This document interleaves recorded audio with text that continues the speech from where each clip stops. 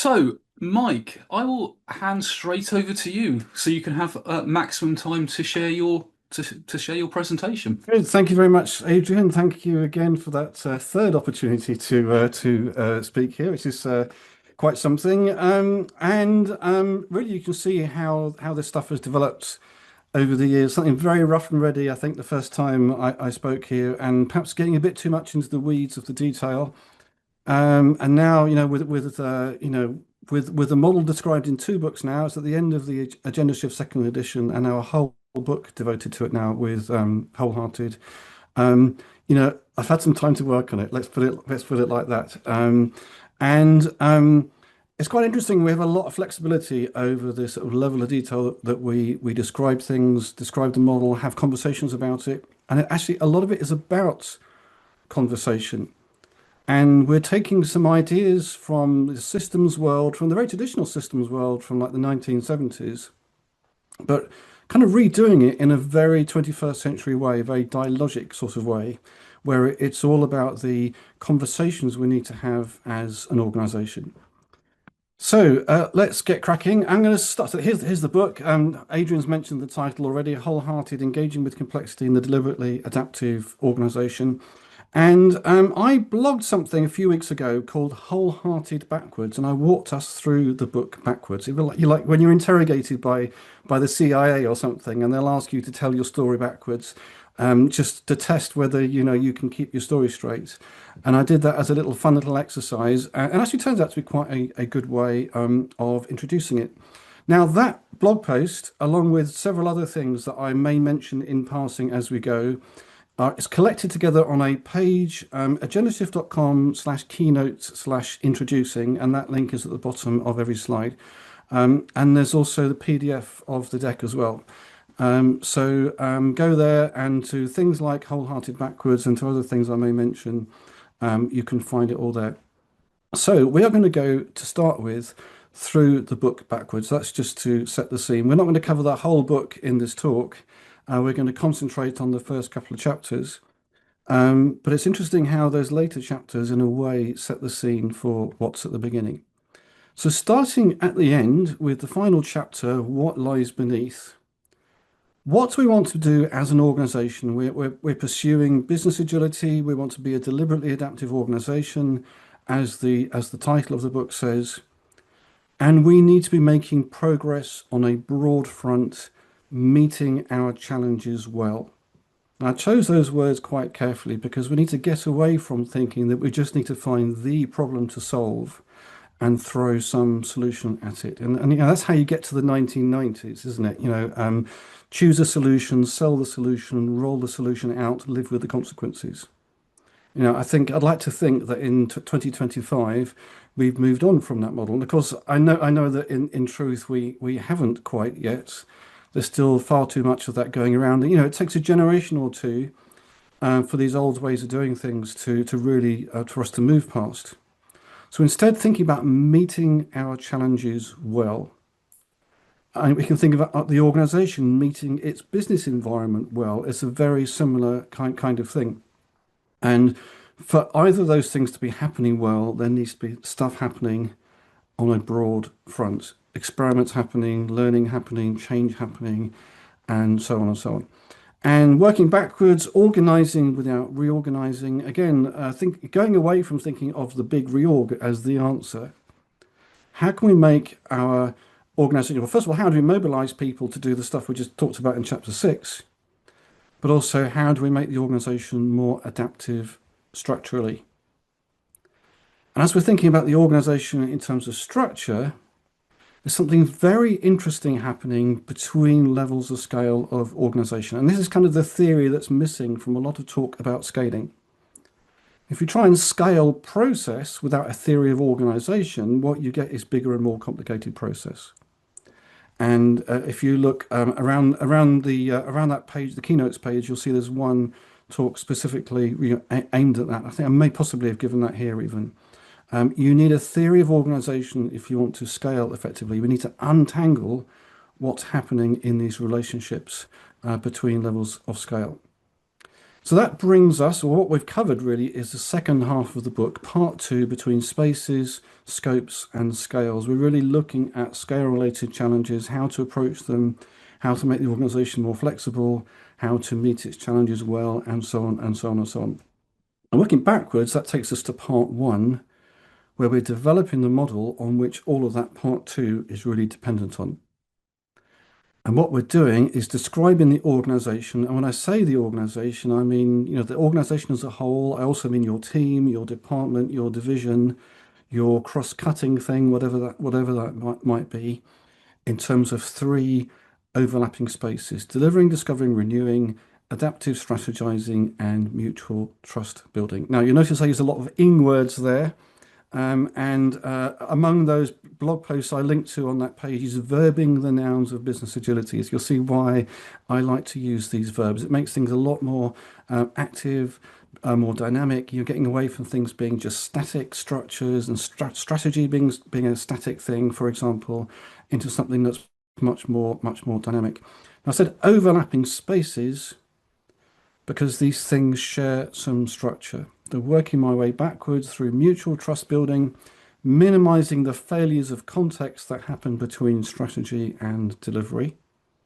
And notice that's a different thing to failures happening between different levels of scale, between strategy and delivery, two different aspects, not two different levels of organization. Then adaptive strategizing, keeping us in the game when the game may be changing, and delivering, discovering, renewing, where we start in chapter one. Now, I've kind of glossed over the structure inside each of those spaces, but I'm going to say straight away where that comes from. And it looks very different here, doesn't it? This is 1970s style. This is actually from Wikipedia, this picture, but it's very close to a picture from one of Stafford Beer's book. So the source model here, or the inspiration here, is Stafford Beer's viable system model. That's mostly described in two books, Brain of the Firm and The Heart of Enterprise. And it describes any kind of viable system, whether that's an organism or an organization or a country, an economy, an industry, any kind of viable organization, anything that has that capacity to keep itself going, to sustain itself in the presence of change in what might be a hostile environment, must have certain set of things, what Stafford Beer called systems, which he didn't give names to, he just numbered them. System 1, System 2, and so on, up to System 5. And then the one that got forgotten between Book 1 and Book 2, System 3-star contextualizing. So those names in brackets, those are names that I've given to them. Then there's different authors are given different names to these different things. These are the names that I've given them. And notice that every name here has one of those ing words, one of those verbs in there. So if we're going to do this, we're going to reconstruct the viable system model in more 21st century terms. Where do you start? Now, a great piece of advice in terms of where to start is start where you are. Start with what you do now. But we're going to start with what you do now with a twist, with a complexity twist. Traditionally, when I say traditionally, we're talking the last, however long, the last 20 or so years. Start with what you do now in terms of what is your process, is how we tend to understand start with what you do now. As principle number one of the Kanban method, for example, we very much think of it in terms of process. What we're referring to here is where the you here is all the scopes with which each of you might identify. And that's a deliberately loose definition. We're allowing to discuss our team of teams, our whole organization, or perhaps even a sub-team or something that only exists this week. Things coming in and out of existence over very short time frames, of minutes or hours, perhaps at the extreme. And we're already introducing, one sense of complexity. We've got relationships popping in and out of existence, myriad relationships across the organization, and getting a sense of just how fluid, how ephemeral they can be, and at every scale of organization. So getting slightly philosophical, perhaps, I'm going to suggest we should start with what we can be sure of. Now, starting with process is actually slightly dangerous. And it's dangerous for a couple of reasons. First of all, it's quite possible that two different people might understand the process very differently. If you draw a picture of the process, they may still understand it differently. And that process representation is still only an abstraction of reality. And if you're in any kind of knowledge work, you'll know that no two pieces of work are alike. And however much you try to conform to a defined process, there will always be times when you need to step outside of it. And sometimes the interesting things happen actually outside of the official process rather than inside it. So we're going to start not with something that is a bit shaky, but start with what we can be sure of, the actual work and how you experience it in that scope that you identify with, or those scopes plural that you personally identify with, that those of you in the room might identify with, whether or not they are the same scopes that you agree with, that you identify with. So we're very much taking away some of the things we use to make things easy. Things like drawing scope boundaries around things, agreeing the process. We're actually not doing that at the beginning of the process. In many ways, we defer that for as long as possible, because sometimes we can have a more interesting conversation when we do that. Now, that might surprise you, but let's just look at what we can do without defining those things first. And we can look across three very different industries and agree how much is actually the same.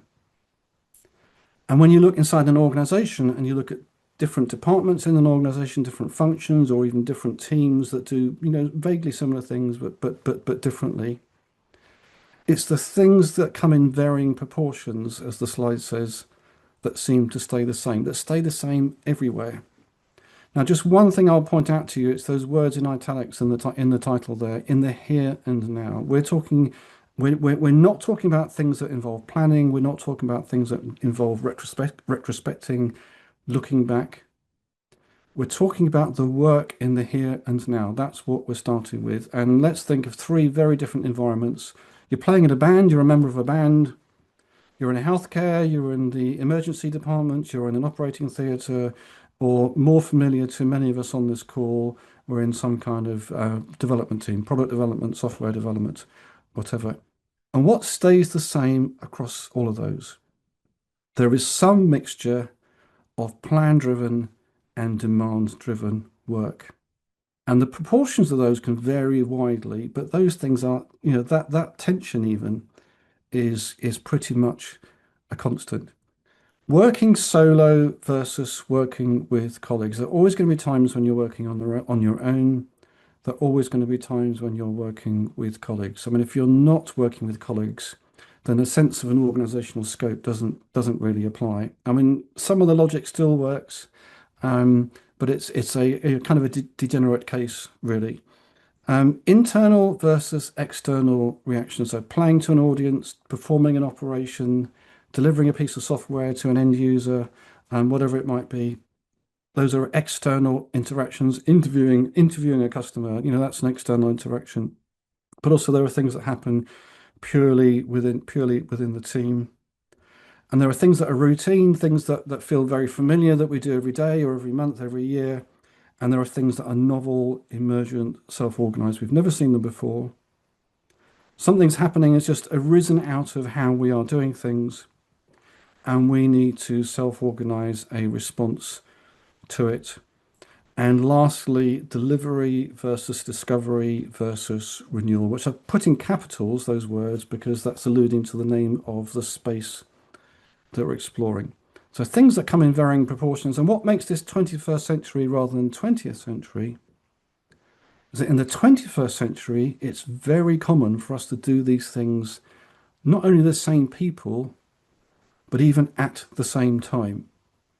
And this is the way product development and a lot of software development has changed in the last couple of decades, 2 or 3 decades. We are delivering in order to discover. Well, that seems the wrong way around if you looked at things in 20th century terms. We deliver in order to discover what our users really want. And as we are building our products, we are also renewing, developing our capabilities, bringing new people on, uh, developing our relationship with the customer, and so on, and so on, and so on. So all these things are, let's say, universal is a very strong word, but these things are common to the work of, I think, everyone on this call, certainly most people on this call. And what I'm going to do, I could go through each of the combinations. There are many combinations here, but I'm going to take the hardest combination. Demand-driven work, that's work we weren't expecting. It's just come from the customer. Work that's of a scale or of a range of capabilities that means that we must work with others in our team, with our colleagues. The fact that it's demand-driven work probably implies external interactions, but we're hearing from the customer. We're also delivering to the customer, to our users, and so on. There's something new about this. We've not done it before. And it's that combination of delivery, discovery, and renewal. So the question is, what must be there? If we're going to draw a little picture of what must be there, well, there is some work being done. We've already said that's our starting point. So there is work being done, and that work has an impact on the environment. We're delivering work to the environment. We're hearing things back from the environment. Some intelligence, you could call that. And maybe as part of our work, we are adding some value to that, some intelligence, on some insights on top of that intelligence, and so on. I've also said it's multiple people working together.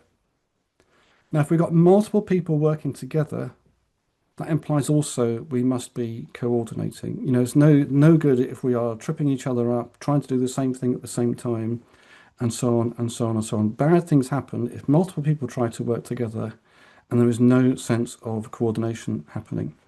Similarly, there is also a sense of organizing happening.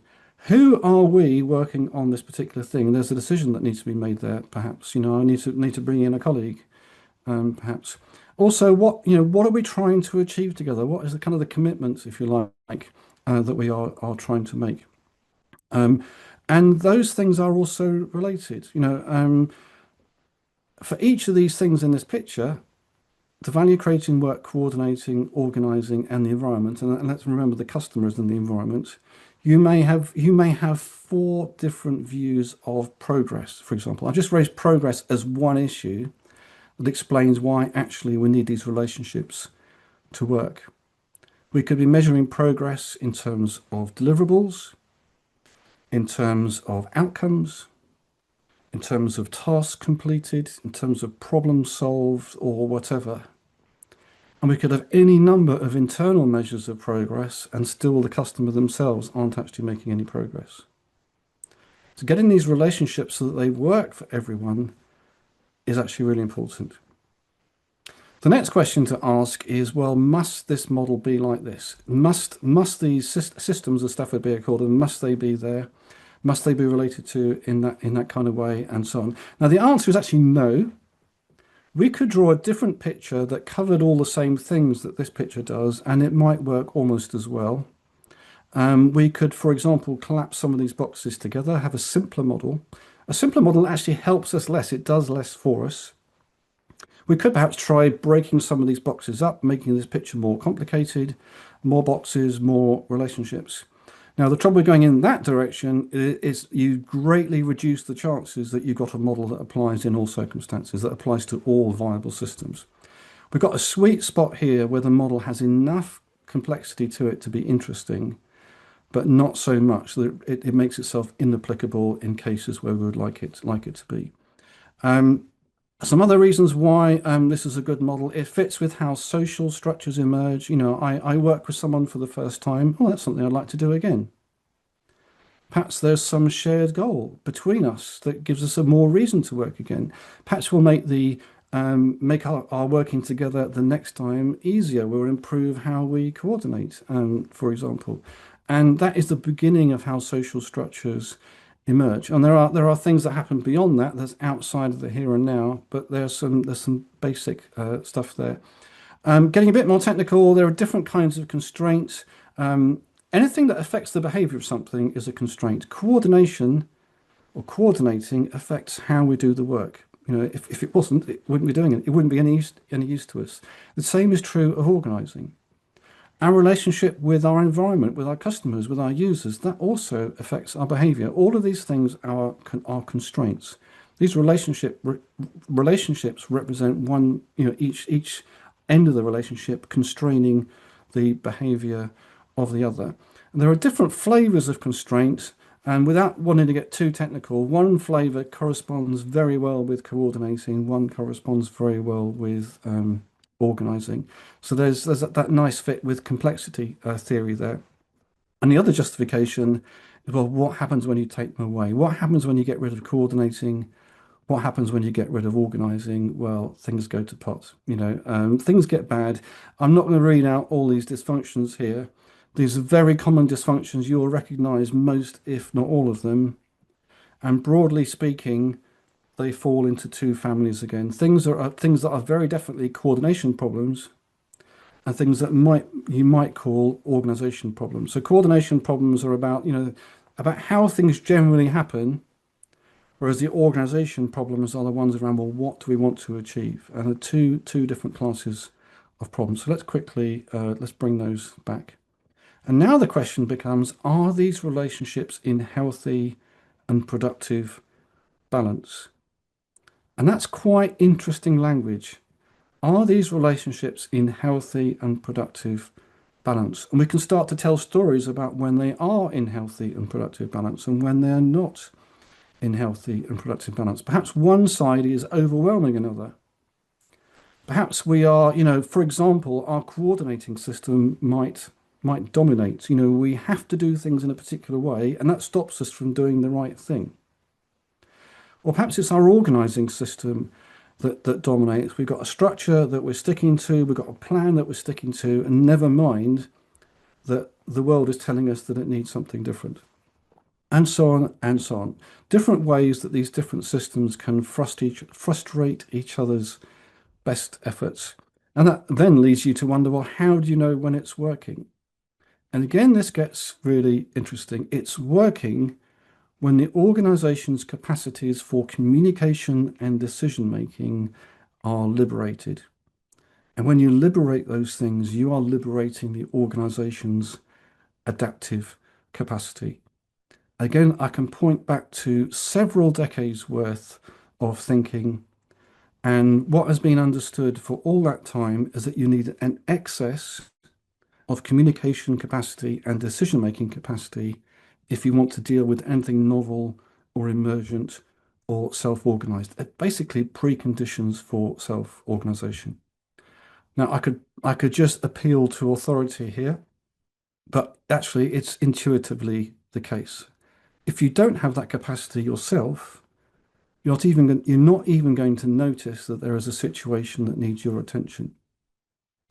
And if your colleagues around you lack the communication capacity and the decision-making capacity themselves, they're not going to know that you know, or they're not going to have the capacity to come and join you in responding to that situation, in self-organizing around that novel challenge. So all the things we associate with things like resilience and innovation are highly dependent on those capacities and with it, business agility. So we've got a nice little model here. I'm showing it in 3D now because I've said already, this model applies to any scope at any scale. It applies to your team. It applies to perhaps a subset of your team, a sub-team. It applies to a team of teams. It applies to a department, a division, the whole organization. It doesn't take too much thought. I'm going to skip over the detailed explanation, but it doesn't take too much thought to understand that there must be relationships here or strands in the relationship between levels of scale. The work has some structure. Between different levels of organization, we need to do some translating. I mean, the language of the team and the language of the boardroom are quite different. And necessarily so. And it's also necessarily so that there has to be some translating between, intermediate levels of organization as well. We've got all these different teams, all these different scopes at different scales of organization, each doing their thing, each with their work to do, and also, new information coming from the organization, from their environments, new challenges being faced, and so on. What keeps all that different activity coherent?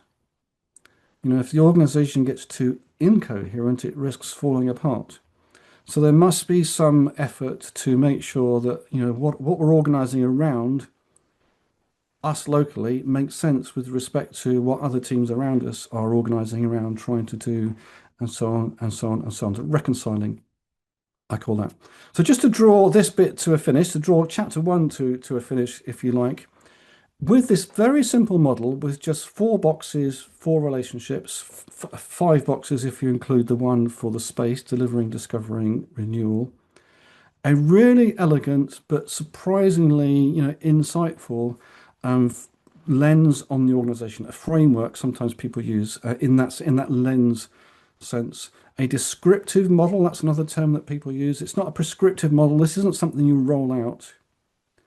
This is something that you use to understand the organization better and to have better conversations about it. And it's also surprisingly for something that came from the 1970s, in the way that I'm using it here, also surprisingly complexity friendly. It works with the fact that these relationships are forming and reforming all the time, that the organization is a dynamic place. Now, traditionally, the model is used much more analytically than that. But in this very bottom-up presentation, and starting with the novel case first, we demonstrate the model actually deals very well with novelty, with emergence, with self-organization, with complexity. But it is only a model for the here and now. So for chapter 2, we're going to look at what sometimes is called outside and then, and that's just like the opposite of here and now.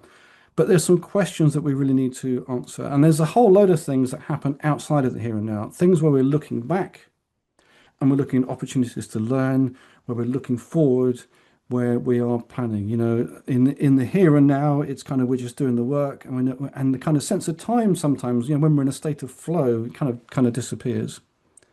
But as soon as we think about, what could we be doing, what should we be doing, or what just happened, we're in a different kind of place. So this is the adaptive strategizing space. Now, again, those in words. It's not enough to have a strategy. A lot of organizations have got themselves into big, big trouble by having a strategy and sticking it for longer than they should have done. For sticking to it after all the evidence was telling them that they should be trying something else. So moving between the here and now and the outside and the strategizing space, some questions that need answering. Where do goals come from? Where do the commitments that we're organizing around and are the goals that give us a sense of direction, a sense of progress, where do they come from? Where does our actual progress go to? Where do our intelligence and insights go to? And what keeps delivery, discovery, and renewal in appropriate balance with each other? We can't be all only delivering and never discovering. We can't be doing only those things and never renewing, for example, or vice versa. Now, the first two of those questions can be answered just by adding just one more box: strategizing. This is where all the learning happens. This is where all the thinking happens. This is where where we're generating options, where we're deciding what we're actually going to commit to, and so on and so on and so on. So I think we all know what strategizing means. We all know what strategy means. As I said before, I'm avoiding using that very static word for something more dynamic. But here's an example of how I've been, approaching it for the last 10 years. And we're talking agenda shift and leading with outcomes. How do we have some better conversations? It's not so much about the words I'm about to read out. It's actually more about the questions I'm going to follow that up with. But imagine this as a starting point. Imagine reaching the right customers, meeting their strategic needs. That's their needs, our strategy. Achieving results in the way to which we aspire. What's that like? When that's working and it's ideal best for us, what's that like? Whose needs will we be meeting? What new stories could they tell? What stops that? What gets in the way? And addressing those obstacles, why is that important? And, we're not in the business of solving every possible problem. What is important and why is that important? What would you like to have happen? Let's turn those obstacles into outcomes. Then what happens? Then what happens? Then what happens? What we're actually doing is developing strategy in the language of needs, obstacles, and outcomes. And I haven't shown here how we might organize that strategy, but that's the gist, at least, of the process.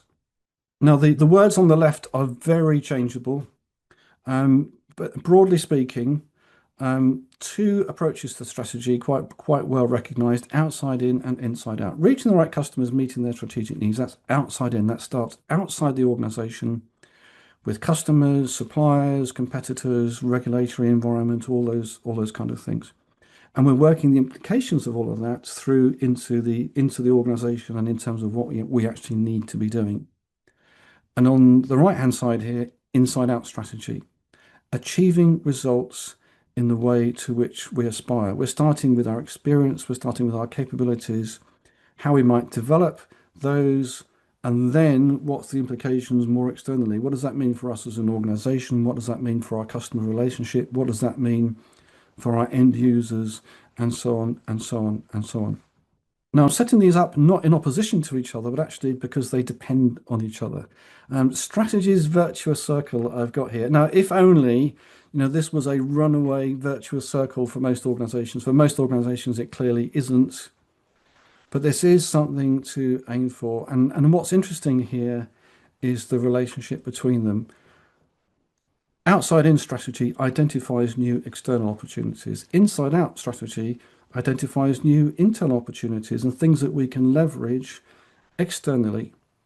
So we're opening up opportunities, making good choices. And if I go back to about 15 years when I thought in more process terms, I'd be thinking, well, what are the feedback loops that would ensure that each side of it here is learning to its best ability? And I think I would go a bit deeper now. What are the relationships we need to have in the organization to ensure that we are listening to the needs of the outside environment, that we're also listening internally and developing our capabilities and our opportunities? What are the relationships to ensure that these things are actually listening to each other, that they are building off each other, feeding off each other, and so on, and so on, and so on.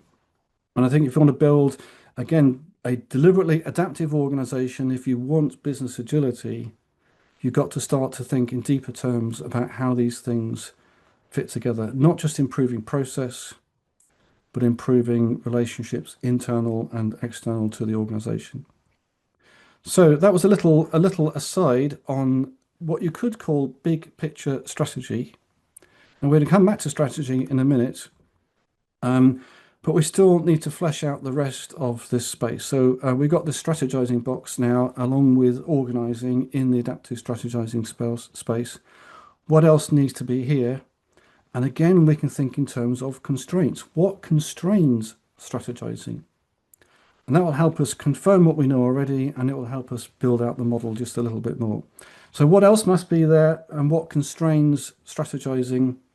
Well, the first constraint is our understanding of ourselves and the world that we live in, a predictive model. We need some way of generating ideas, most of which are some good, and some way of evaluating those ideas so that we exercise them at the appropriate time.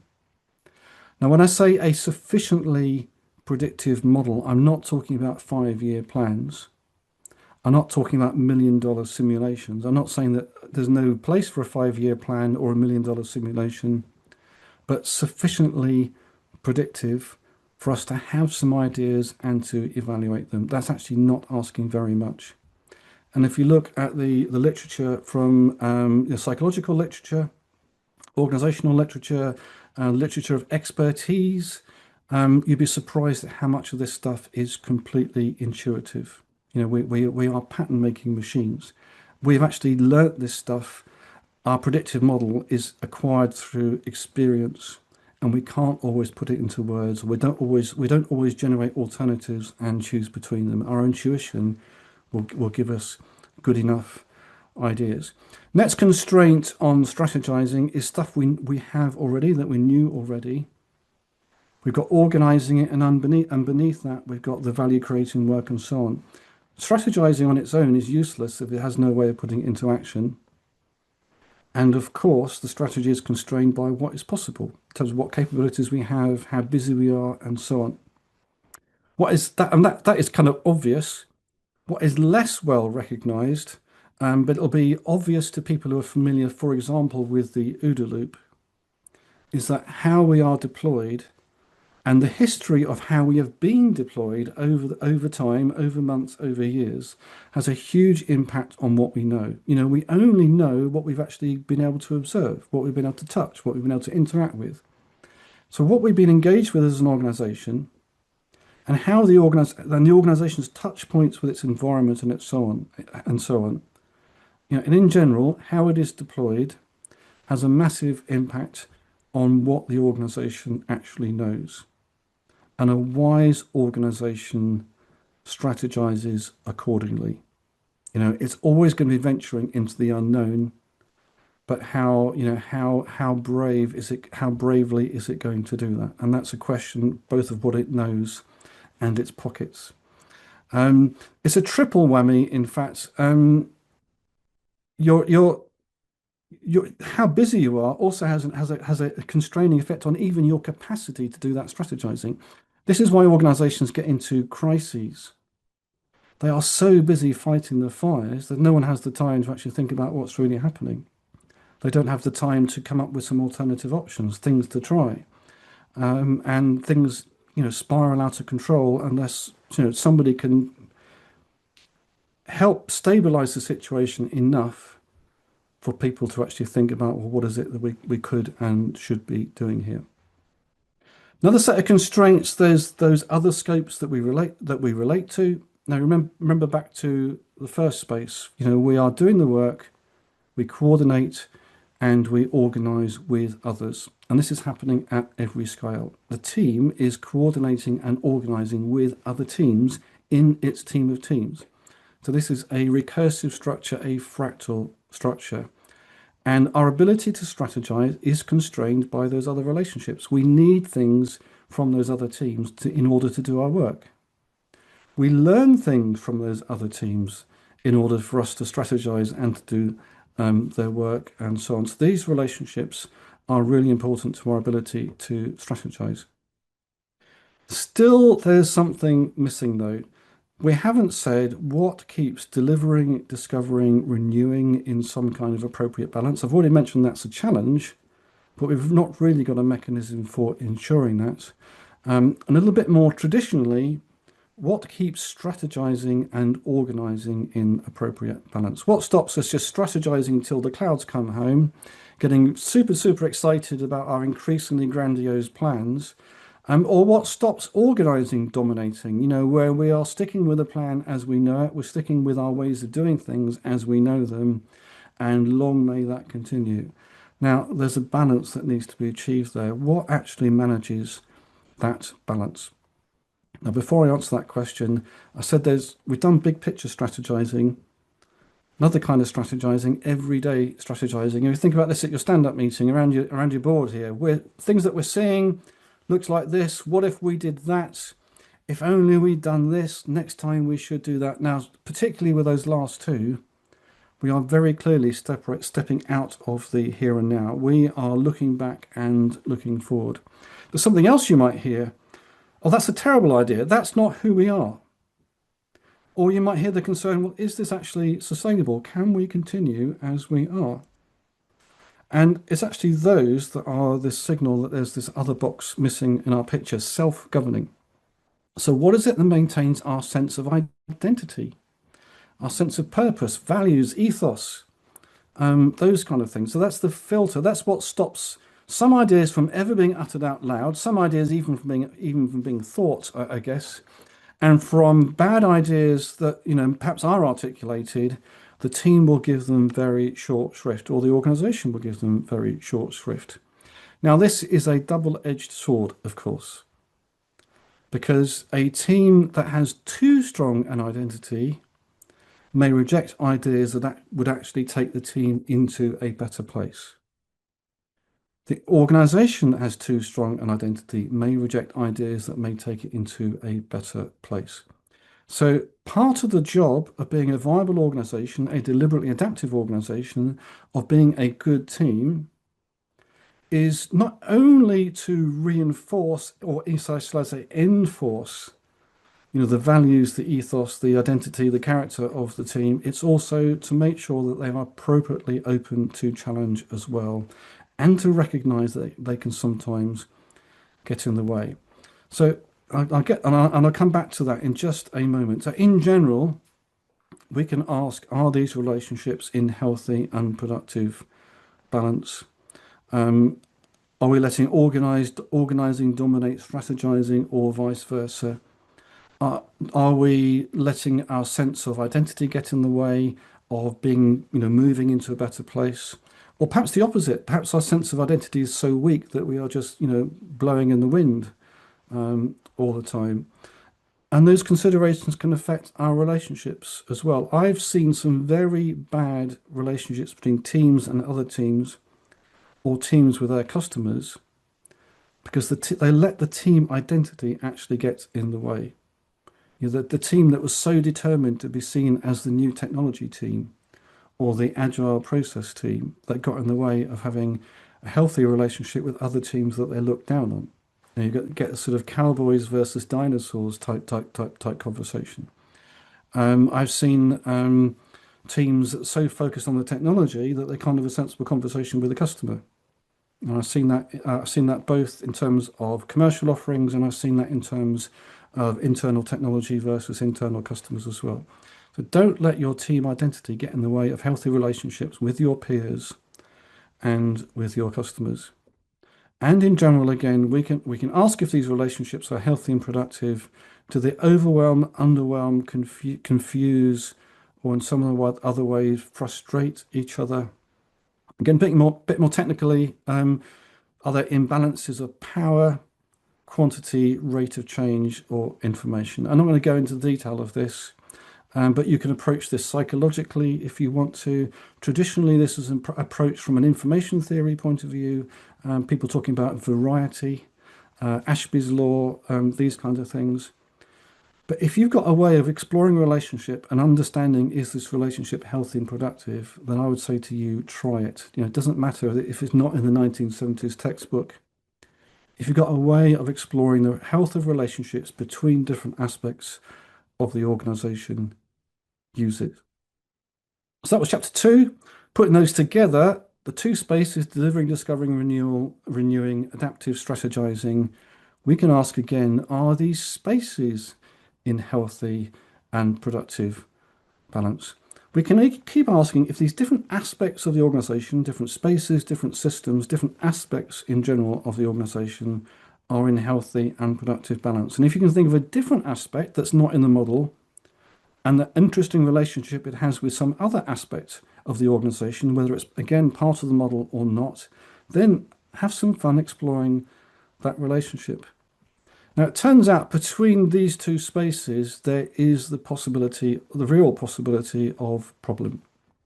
That the two spaces just don't understand each other well enough. In fact, it's almost guaranteed that the delivering and strategizing aspects of your team or of your organization don't understand each other well enough. There just isn't the communication capacity there to make it possible. This is kind of the genius of Stafford Beer, what he worked out in the 1970s.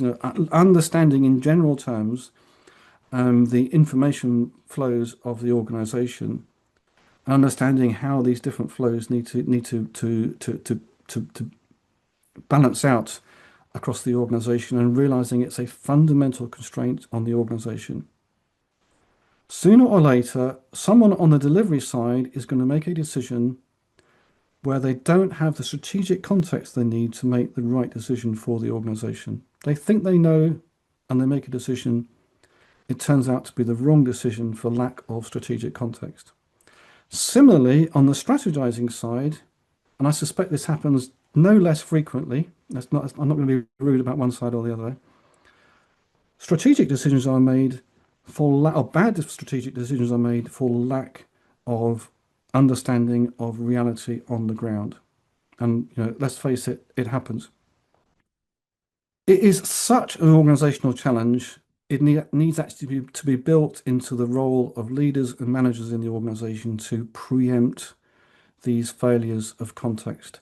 And a lot of the informal things that leaders do, making themselves available, being present, managing by walking around, going to the Gemba, all these kind of things, that's one aspect of building trust between the strategizing and delivering aspects of the organization.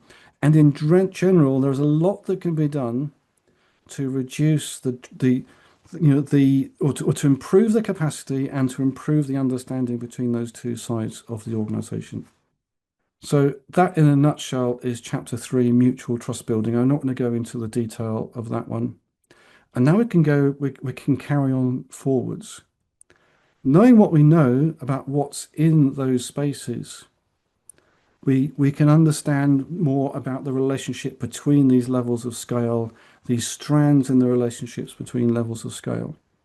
When we're looking at the networks of the organization, the informal and formal structures of the organization, when we look at the different circles of activity in the organization, again, formally recognized or otherwise, we know enough from the first half of the book to understand what to look for, how to make that healthier, how to make that more productive, and so on and so on.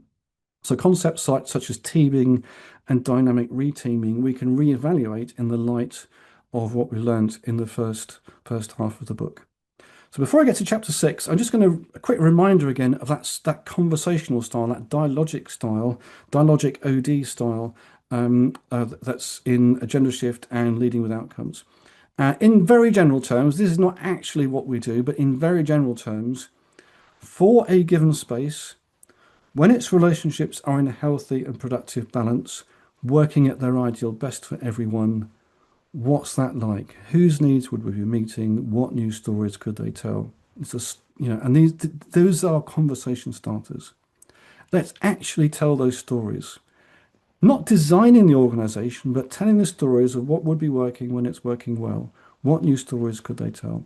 What stops that? What gets in the way? Where does that come from? Out of what does that emerge? What would you like to have happen? Then what happens? Then what happens? Remember, building this strategy in the language of needs, obstacles, and outcomes, and moving from outcomes to solution ideas. Now, one innovation that we're doing here that's not in the Agendashift book, that's not in the Leading with Outcomes training, or at least not until the adaptive organization stuff, is going back to obstacles and framing it in a slightly different way. For any behavior, particularly behaviors that we don't want, where does that come from? Out of what does that emerge? And framing our answers to those questions really carefully so that we're not judging, we're not selling, we're not doing the kind of things that get in the way of healthy and productive conversations. We're writing down things about the organization that most of us agree would be true, but wish they weren't. And we can map those. Now I'm borrowing from Dave Snowden here, so this is affordance mapping. And we're treating each of those true and fair statements about the organization as affordances, as things that we could engage with, that point to some fundamental constraint of the organization that we'd like to address in some way. And we're looking at how much time and how much energy it would take to make these true and fair statements no longer true and fair. In other words, to have affected some real meaningful change, and using those to guide what are within our power to change, where do we need to engage with others in order to make this change happen, what's going to take so much time and so much energy that we're going to park those for now. We accept these as givens for the time being. Bottom left, there are things that they have a life of their own. We'll just keep an eye on them. We'll nudge the things that can be nudged. We'll contain the things that will be contained, but we're not going to directly address them as of now. Different people are going to engage with different of these affordances. Get groups of people focusing on different affordances, coming up with multiple solution ideas. This is what gets us making progress on a broad front. But by construction, all this different activity is still coherent. It's coherent by construction. We can work our way backwards to how we came up with all these different ideas. And for some of those ideas, at least, frame them as hypotheses so that we maximize the learning out of the experience of making those changes. And that's how our strategy can learn, can evolve over time, and so on. So just to sum up, so this talk was called Introducing the Deliberately Adaptive Organization. That phrase was in the title. Now you understand it to be the model that's at the heart of the book. And engaging, and I use that word advisedly, this is all about engaging people. This isn't about the expert doing some analysis. There is a place for that, but this is not what I'm doing here. This is how do you engage people in the conversations that the organization needs to have. Now, I've got to say, it really helps to have some expertise. It really helps to understand the model in the abstract and also as you think it applies to the model. But you are here in this use of it, you are facilitating, hosting a conversation. It's complexity friendly. It very much embraces the fluidity of the myriad of relationships happening in the organization. It's a reconstruction of Stafford Beer's viable system model, very much a 21st century thing, scoped to the digital age organization, not necessarily technological organizations, but organizations that have embraced that more digital, more agile ways of doing things, integrating a number of other respective models in the way along the way. I've mentioned Agile already, things like Lean, things like the OODA loop I've mentioned as well, and there are others as well. But it's an organizing framework, not something that you roll out. It's something that organizes these different aspects of the organization and the relationships between them. It's a framework also in the sense that it's a lens, a way of looking at the organization, a way of having conversations about the organization. That makes it a great tool for generative organization development, dialogic organization development, and also with it, leadership development as well.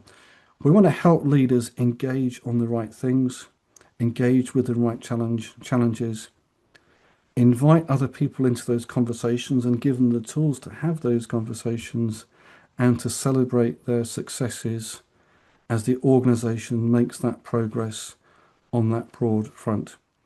So that's the deliberately adaptive organization. If you've been affected by any of the issues raised in this program, it's a bit of a BBC, bit of a British joke, this one. But if you've been affected by any of the issues raised in this program, go to the keynotes page. I've mentioned the link at the bottom already, agendashift.com/keynote/introducing.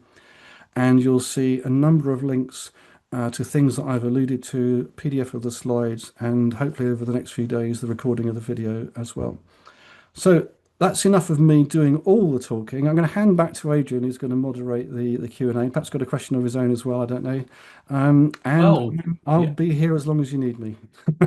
Fantastic. Well, I mean, yeah, I'm seeing a lot of warmth in the sort of emojis with definite virtual round of applause there. So let's go to questions. We've got a few questions that have come in.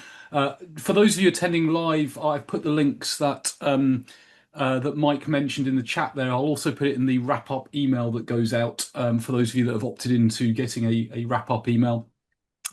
So, Mike, our first question comes from an anonymous attendee who asks, how do you observe or recognize when excess capacity for communication and decision making does or does not exist?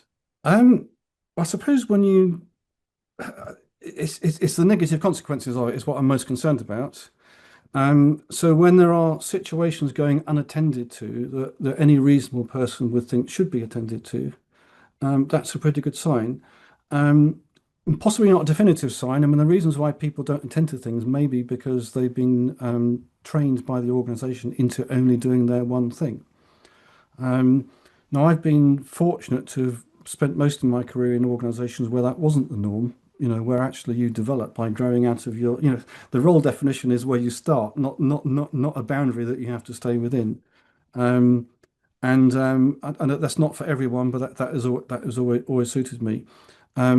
But what are you noticing? What conversations are happening? What conversations are happening outside whatever is narrowly prescribed by the work?